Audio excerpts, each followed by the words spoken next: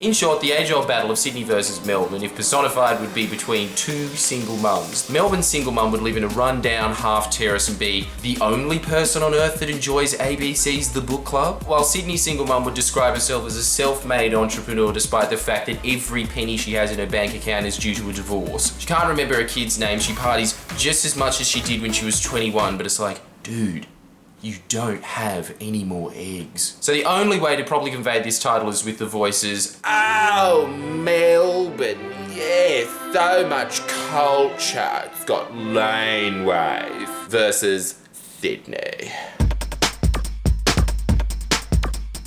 The first point of differentiation is obviously food. If you want to eat in Melbourne, your choices are either Asian or grilled burgers. Multicultural city?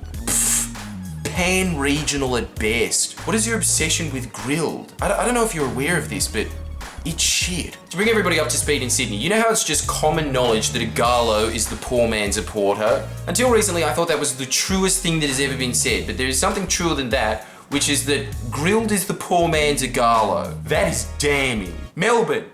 Have you seen the decor in a Galo? It looks like a hospital in regional Iraq. Melbourne loves grilled as much as Perth loves Hungry Jacks, which, just like the song, is an endless love, as Perth is just pretty much a citywide Scientology recruitment centre for Hungry Jacks. Point 2. Melbourne. What is with hook turns? Why do you hate people turning right so much? Think about this.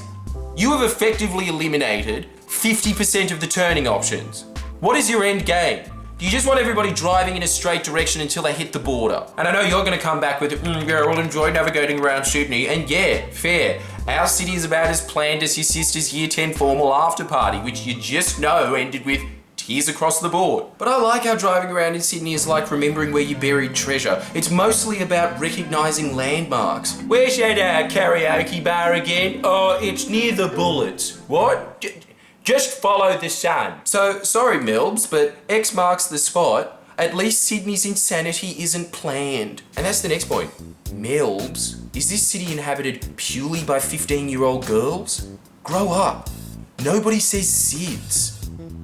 For obvious reasons. I will give you credit, Melbourne, that unlike, and I don't even know how this is possible, but every single human being in Sydney is a cunt. Whereas everyone in Melbourne just looks like a cunt. But they're actually mad. And I know you're thinking, well, what about the Kosh dog? He lives in Sydney, you're forgetting the Koshmeister. That's like Australia claiming Russell Crowe when he was born in New Zealand. We can do it, but facts are facts. Koshy was born in Adelaide. The point stands. Next point, I thought Melbourne was supposed to be pro-diversity. Where is the diversity in your Optus shops? In Sydney, we have Greeks and Azans working in our Optus shops. You have wall-to-wall Azans. If some dude in North Melbourne starts taking roids in year 10 and has a sleeve tat by year 12, he's got a job for life. If he can master the phrase, were you thinking of upgrading your data, bro? Regional manager. Melbourne, stop trying to get me to upgrade to a slightly better plan.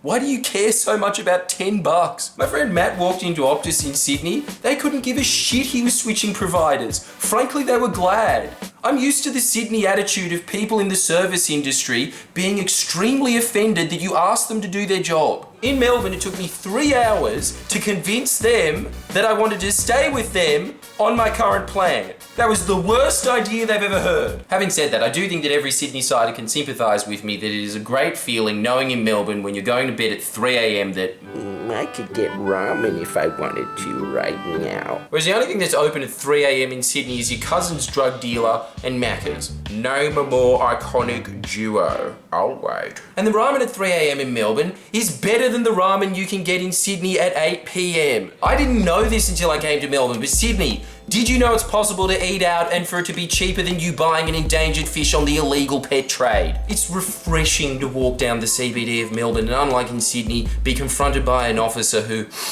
inhaling, that's $50. Exhaling, ooh, that's 70. Do you have a breathing card? Oh, you don't? Well, that's a $200 fine right there. In conclusion, Melbourne was going to crush Sydney just on that fact, but then I remembered that the project's filmed here, so congratulations, Melbourne, that was all for moot. But still, on final analysis, and it does pain me to say this as a Sydney-sider, but I will award Sydney 4 good Luna Park faces out of 5, and Melbourne 4.5 terrifying Luna Park faces out of 5. And that 0.5 of a difference is purely based on the fact that there is not one Agalo in the entire state of Victoria. Good on you for dodging that virus. Sydney, on the other hand, is contaminated by both Agalo and grilled. what would Sir Henry Parkes think of us if he could see us today? So Melbourne, you may have won the battle, but let's be honest, by a technicality at best. And you are so lucky that aesthetics wasn't a factor in the final score, because compare Sydney Harbour to the Yarra. It's a sewerage pipe. And so Melbourne, on that note, come see my show, Why John Howard Really Sucked. Tickets available in the description. Make sure you press the like button if you're from Sydney or Melbourne to prove that you're a good sport. And for everybody else in the country to just put shit on Melbourne. Please share and comment below. Comment.